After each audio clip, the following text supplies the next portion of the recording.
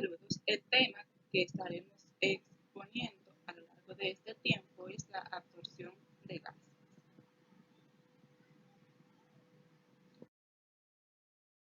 Antes de hablar en qué consiste la operación de gases de una manera más amplia, debemos conocer dos conceptos.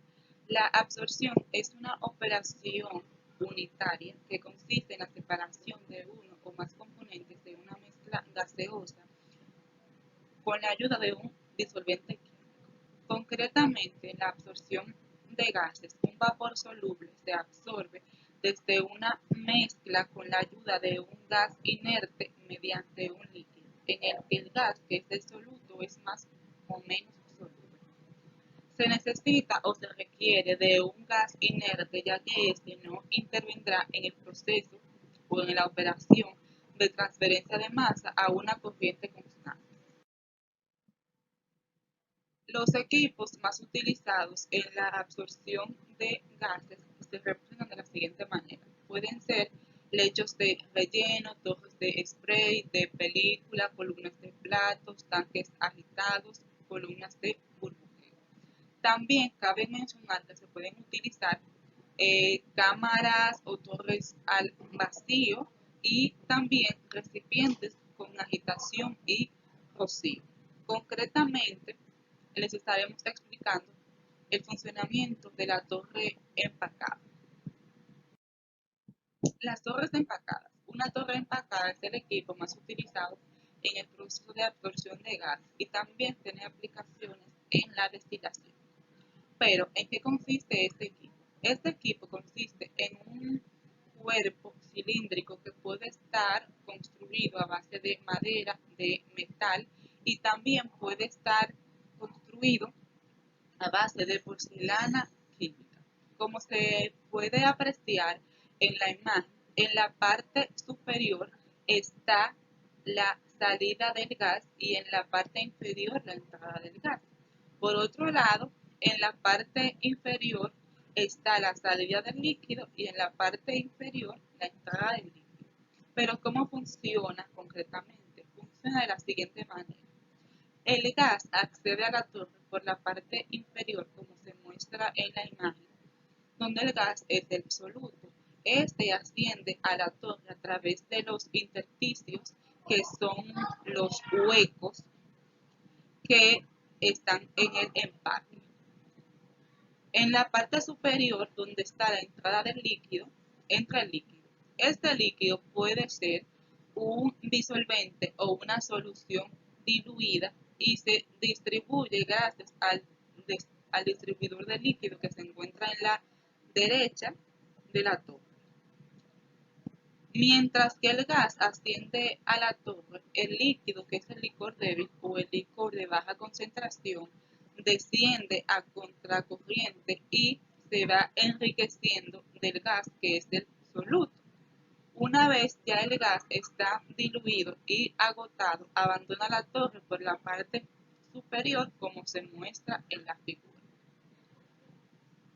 Una vez el líquido ha absorbido todo el gas, este es desplazado a la parte inferior y sale de la torre por la salida del líquido. Empaques de la torre. Los empaques de la torre se dividen en tres grupos principales: aquellos que son cargados de forma aleatoria en la torre, los que son colocados a mano y aquellos que se conocen como empaques ordenados o estructurados. Antiguamente, los empaques aleatorios, que también se conocen como empaques al azar, se usaban a base de piedras rotas, grava, también se utilizaban pedazos de coque. Estos eran de muy bajo costo, pero ofrecían poca superficie de contacto entre el líquido y el gas. Los empaques aleatorios o los colocados a mano eran los que se colocaban en las instalaciones de la torre. Actualmente, los empaques que proporcionan mayor superficie de contacto entre el líquido y el gas son los anillos Rashing, que es lo que observamos en la imagen. Estos anillos son unos dispositivos cilíndricos con un hueco en el centro, como se observa, y pueden tener un diámetro desde 6 a 10 milímetros. Claro, este diámetro puede variar, depende de las operaciones de separación que se esté realizando en la torre empacada.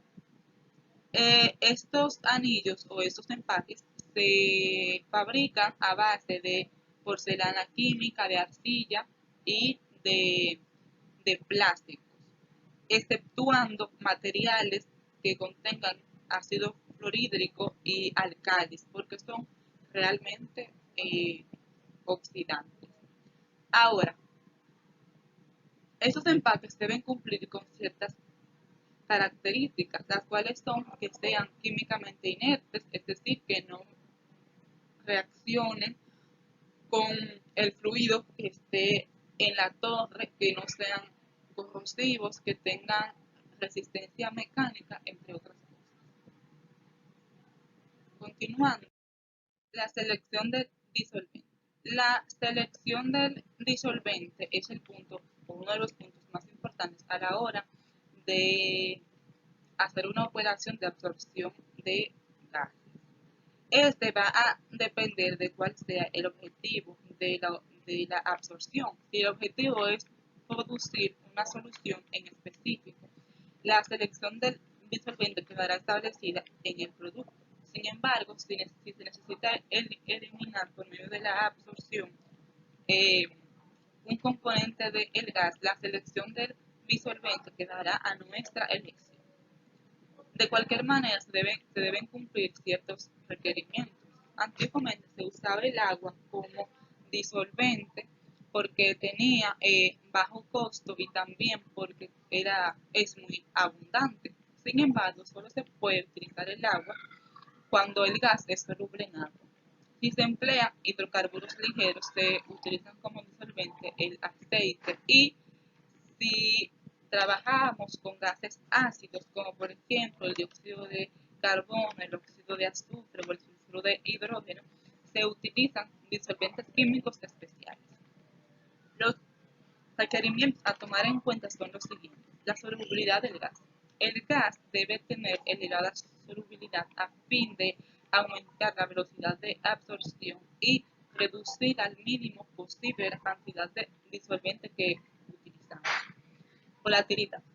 El disolvente debe tener baja presión de vapor porque los gases calientes en una operación de absorción generalmente están saturados del disolvente y pueden producirse pérdida de agua. Corrosividad.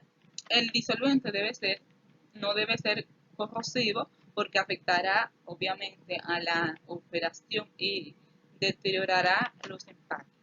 Viscosidad. Se prefieren viscosidades bajas en los disolventes, ya que estos, si son poco viscosos, aumentan la velocidad de absorción y se produce una operación más eficiente. También se toma en cuenta el punto de congelamiento. El disolvente debe estar químicamente estable, preferiblemente que no sea inflamable, y por último debe tener un bajo costo. La caída de presión y velocidades del límite de flujo. La caída de presión por unidad de altura se debe a la fricción del fluido y se representa en coordenadas logarítmicas. Como podemos observar, en esta gráfica está representada con una relación entre la velocidad másica del aire y las pulgadas de agua por cada empaque. Pero ¿qué podemos observar o qué podemos concluir al observar esta gráfica? Se concluye lo siguiente. Como se puede ver en estas líneas de acá, la caída de presión aumenta en el empaque seco. Esto debido a que el líquido de la torre reduce el espacio disponible del flujo del gas. Por ende, podemos concluir que cuando aumenta la velocidad del gas, también aumenta la caída de presión. Y cuando esto ocurre, las líneas se colocan casi verticales. por lo que podemos concluir observando esta gráfica que la caída de presión y la velocidad del flujo son directamente proporcionales.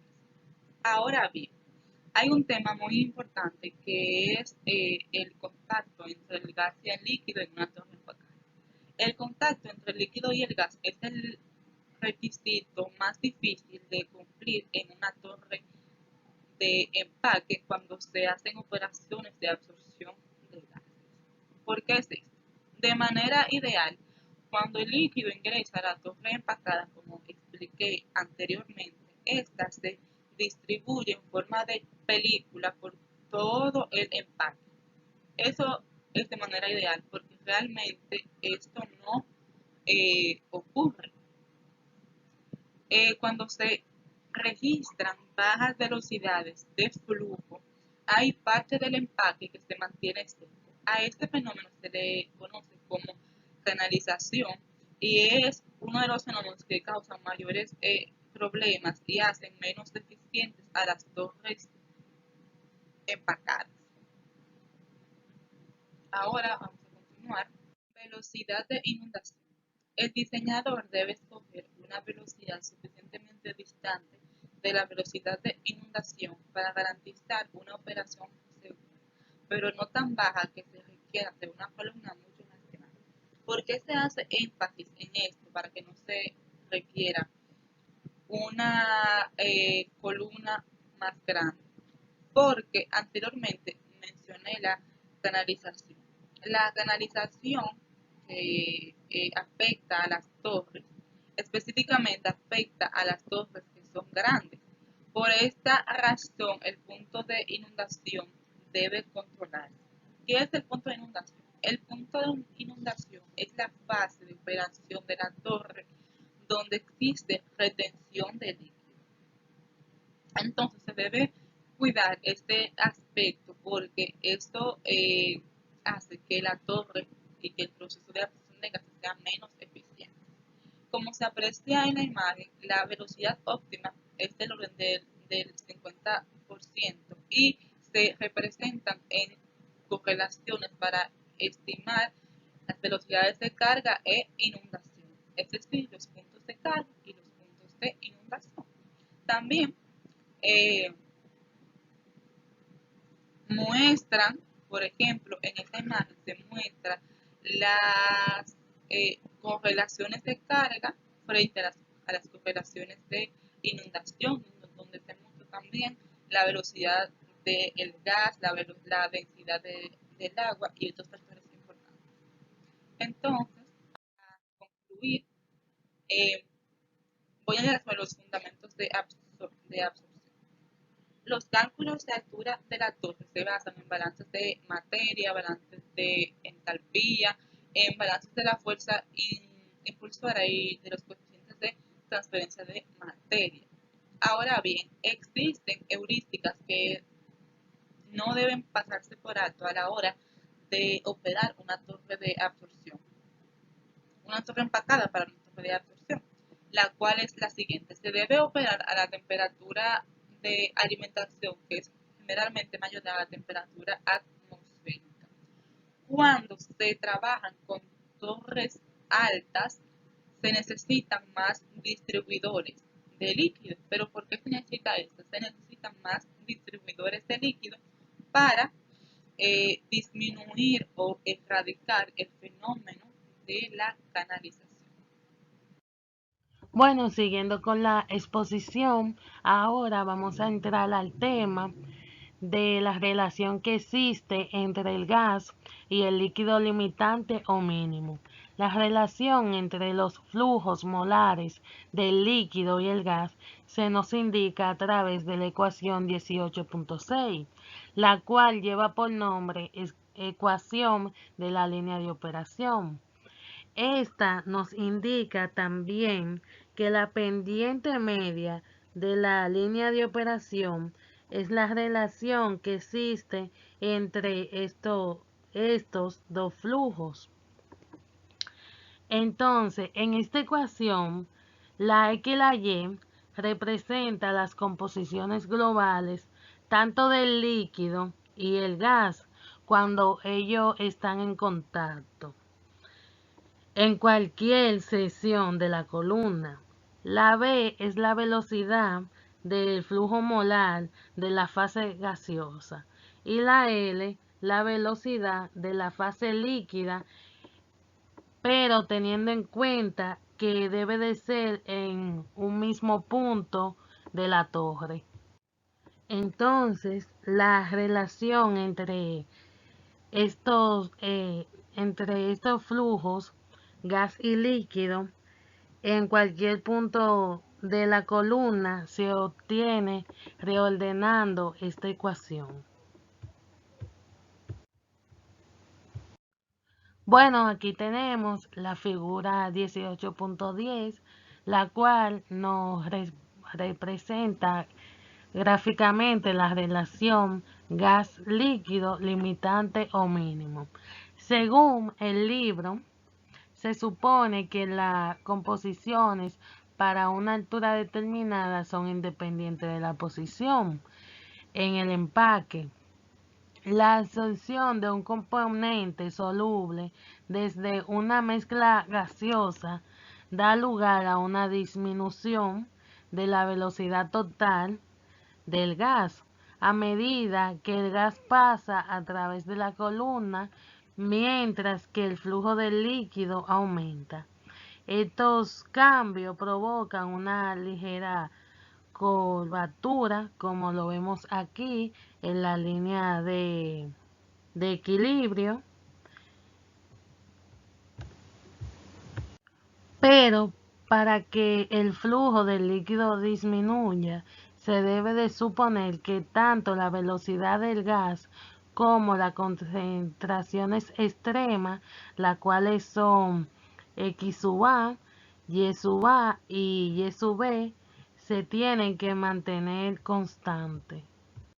Con este gráfico también podemos obtener la máxima concentración del líquido y la mínima velocidad del flujo del líquido posible.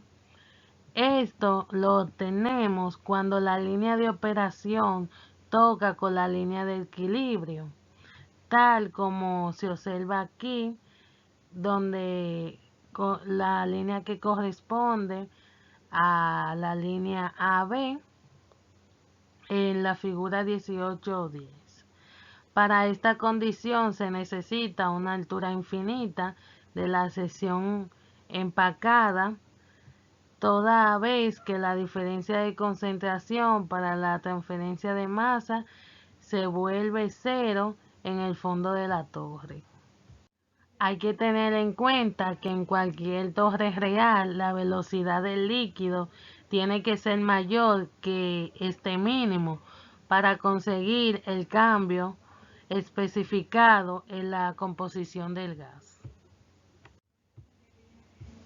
Otro tema que tenemos que tener en cuenta cuando hablamos de absorción de los gases es la velocidad de absorción.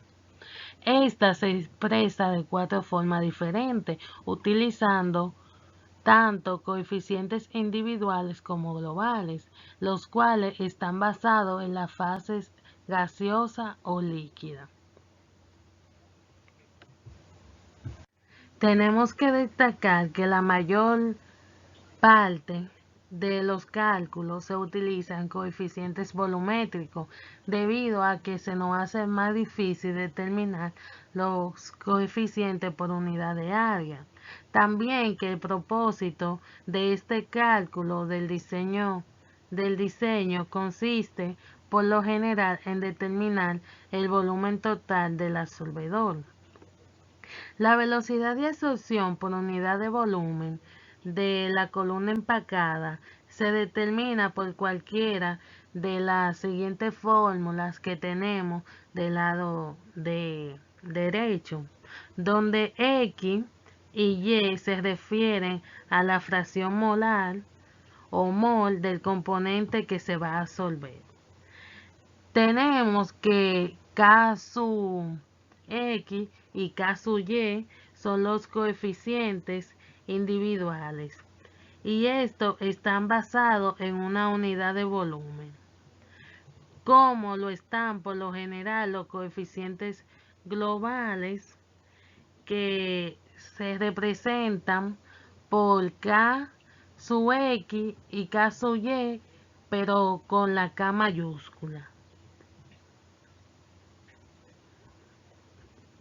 También tenemos que decir que la A que acompaña a los coeficientes, tanto individuales como globales, esta A se refiere al área de la superficie de contacto por unidad de volumen de la columna empacada o otro aparato que estemos utilizando.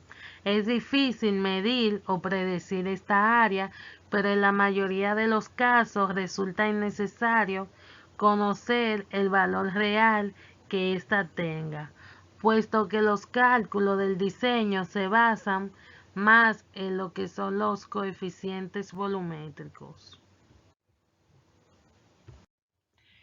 Aquí tenemos la figura 18.11, la cual nos representa gráficamente la identificación de las composiciones en la superficie de contacto.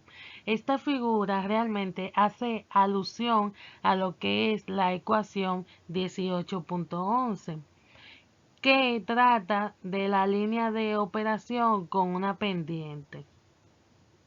Por lo general, no se necesita conocer estas composiciones, pero también hay que tener en cuenta que estos valores que ésta nos puede ofrecer se utilizan para los cálculos cuando intervienen gases ricos o cuando la línea de equilibrio presenta una curvatura pronunciada, como lo tenemos en esta figura, que podemos ver que la línea de equilibrio tiene una pronunciada curva en su parte inferior.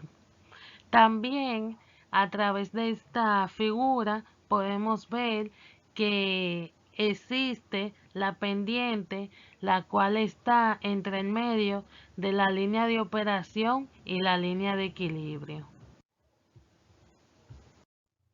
En el tema de absorción de los gases, hay un subtema que trata acerca de los números de unidades de transferencia, pero lo hace muy superficial, ya que este tema se tratará de manera profunda en el capítulo 20.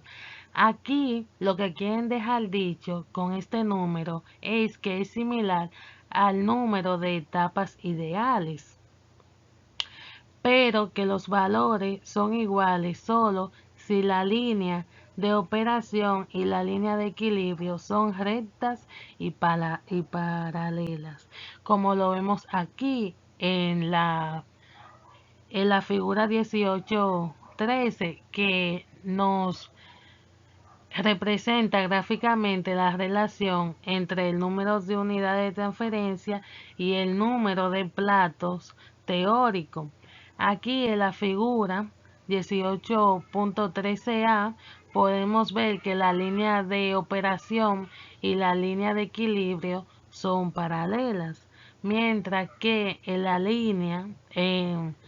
figura 18.13b las líneas no son paralelas, entonces no existen platos dentro de ella, platos o etapas.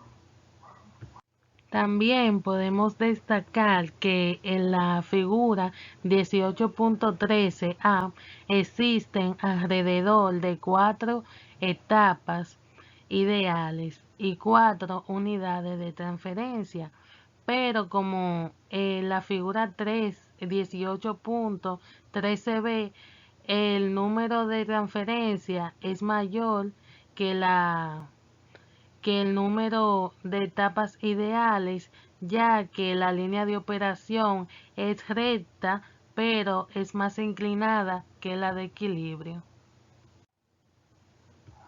Otro tema muy interesante que debemos de tocar es el efecto de la presión.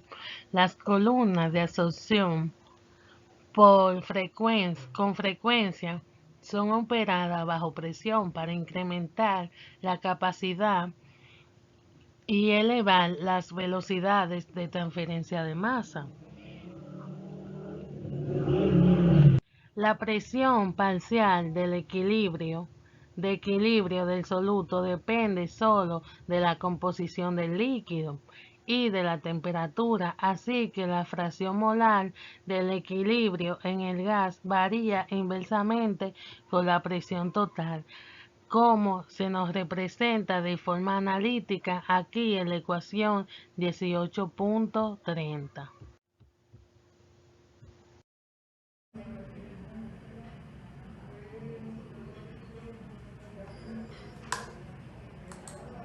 Hola, mi nombre es Idalia y voy a estar desarrollando un ejercicio del libro de operaciones unitarias de McCain, específicamente el ejercicio 18.3, que trata sobre la absorción de gases. Cuando queremos absorber, hacemos lo siguiente: separamos un componente de una mezcla y lo hacemos a través de una torre de absorción, que esta funciona básicamente de la siguiente manera. Se le deja caer un líquido por la parte superior de la torre y se le introduce un gas por la parte inferior de la misma, haciendo que estos dos componentes entren en contacto y se genere una fuerza de equilibrio en las diferencias de las concentraciones de los componentes, aumentando así el área de contacto. Esto lo hace a través de unos empaques. Estos empaques, como ya mis compañeras han mencionado anteriormente, tienen una amplia gama de diferencias, así como ventajas y desventajas. En este problema tenemos básicamente una torre de absorción de empaques. Y nos dice que la relación molar es de 0.5. Esta relación nos relaciona, valga la redundancia, la fracción mol en el componente del gas y la fracción mol en el componente del líquido. También nos dan las condiciones de operación, es decir, nos dicen cómo está funcionando la torre en la parte superior como en la parte inferior. Nos dan la concentración del líquido, que es X, y la concentración del gas, que viene siendo Y. Nos dan el valor de H sub X y H sub Y y nos piden calcular la altura de la torre. Pero ¿cómo se hace esto? Pues se hace con las siguientes fórmulas.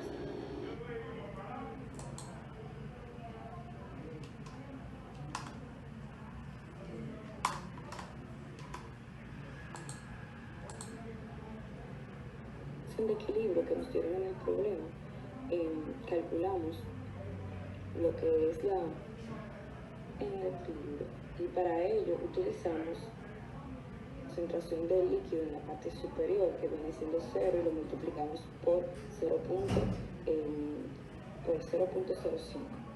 De esa misma manera calculamos en la parte inferior del líquido, y pues en la parte superior e inferior del gas, estas ya no las dan, que serían 0.02 y 0.0085.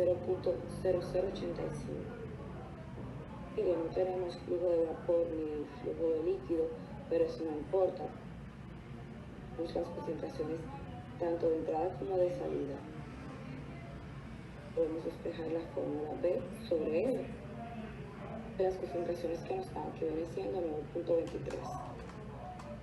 Lo multiplicamos por 0.025, obtenemos el equilibrio. 46.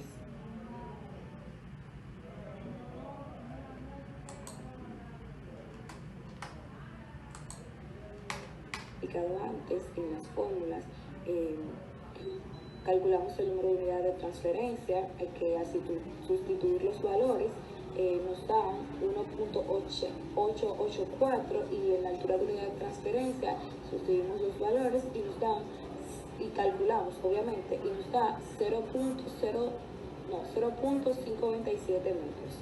Con esos dos valores, el número de unidad de transferencia y la altura de unidad de transferencia, recordemos, lo multiplicamos esos dos valores y nos dan la altura de la torre de absorción, que vendría siendo en este caso 1.884 por 0.527 nos da 0.992 metros. Y ya con eso concluimos el problema.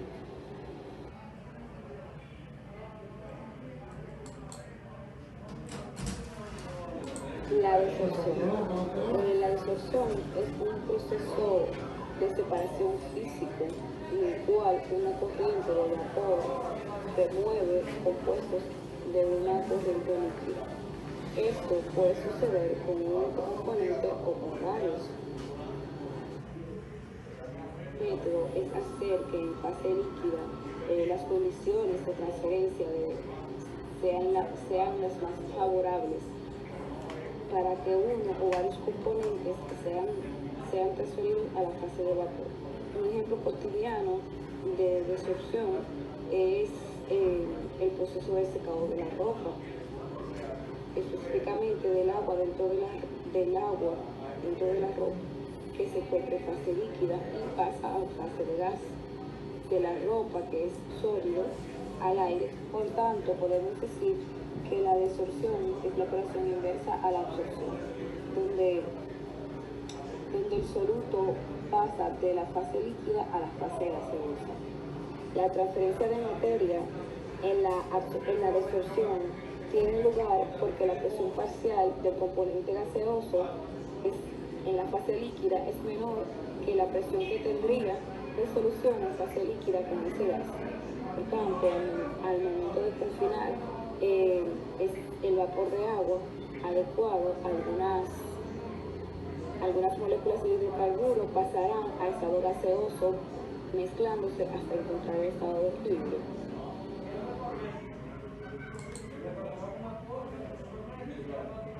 Sobre Alexander Gil Popa, y en este momento voy a estar hablando sobre lo que es la absorción en columnas de platos y luego sobre la absorción con reacción química. Bueno, sin más preámbulos, la absorción de gases en las columnas de plato. La absorción de gases se puede realizar en columnas de platos perforados u otros tipos de platos que se utilizan en destilación. En ocasiones se elige una columna de platos perforados en vez de una columna de empacada, debido a que esto puede causar problemas en lo que es el diámetro de la columna y producir que disminuya la presión del fluido. La absorción de gases de una columna en la gran mayoría de los casos se usa para remover contaminantes de lo que son mezclas gaseosas y recuperar los componentes químicos valiosos. Estas columnas también se encargan de sostener o retener lo que es los contaminantes, y así llegando un aire más concentrado a lo que es la atmósfera. También se pueden utilizar para conseguir la eliminación de una mezcla de amoníaco y aire, eliminar el amoníaco con un solvente que sería en este caso el agua líquida, como también la eliminación del dióxido de azufre, de gases de combustión mediante una disolución acuosa de hidróxido de sodio, obtener una concentración de aire mucho más pura. Como podemos ver aquí en la imagen, este humo que está aquí, que es el aire que es liberado a la atmósfera, la mayoría de las veces contiene una gran concentración de contaminantes, debido a que en algunas industrias no utilizan lo que es las columnas de plomos o de empacada, que es también llamada como columna de relleno. Esto lo que hace es que deteriore la atmósfera.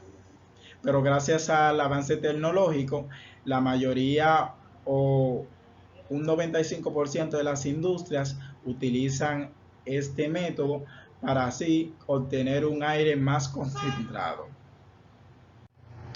La absorción de gases con reacción, esta se aplica normalmente para obtener una separación más completa de un soluto a partir de una mezcla gaseosa. Una de las ventajas adicionales de esta absorción con reacción es que aumenta el coeficiente de transferencia de masa.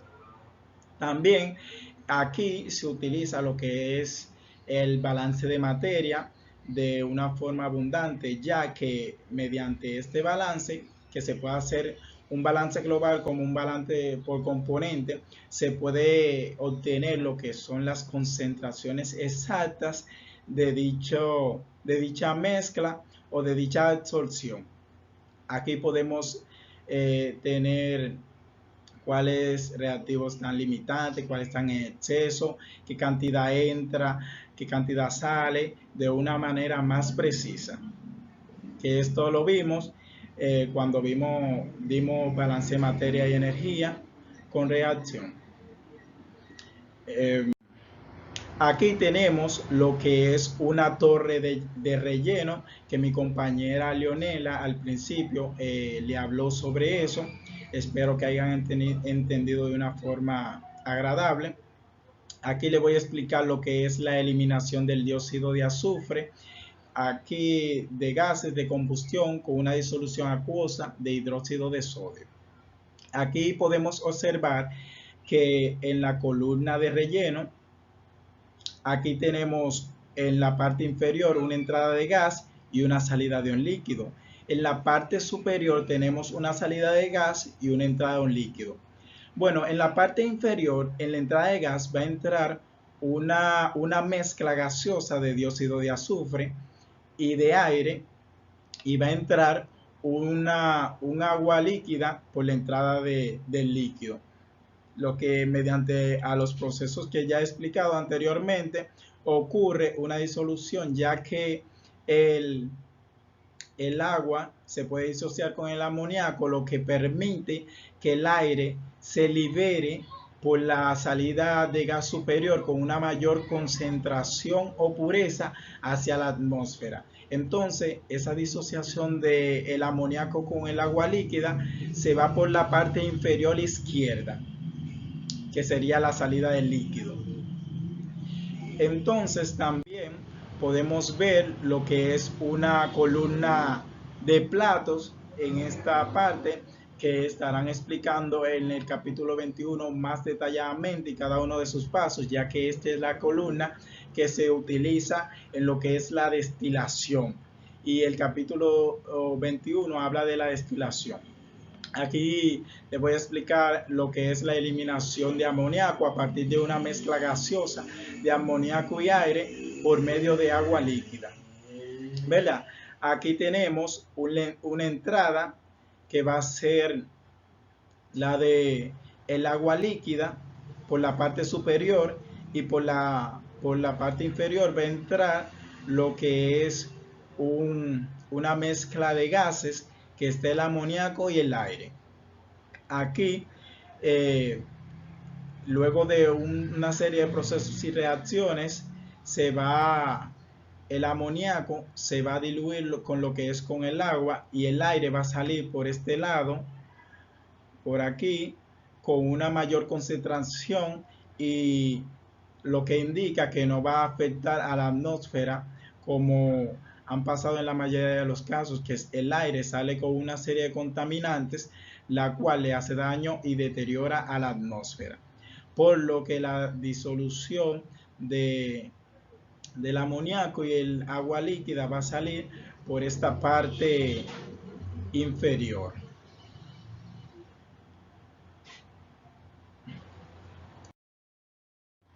Aquí tenemos los solventes a utilizar, o sea que ya mencioné en las mezclas gaseosas pasadas, donde la mezcla de gas, la segunda que le mencioné fue aire y amoníaco, y el solvente fue el agua. También esta que no le mencioné, pero si pudieron captar el mensaje de cómo se lleva a cabo la absorción en estos tipos de columnas. Aquí se puede utilizar este tipo también de mezcla gaseosa, que es aire con acetona, y el solvente es agua.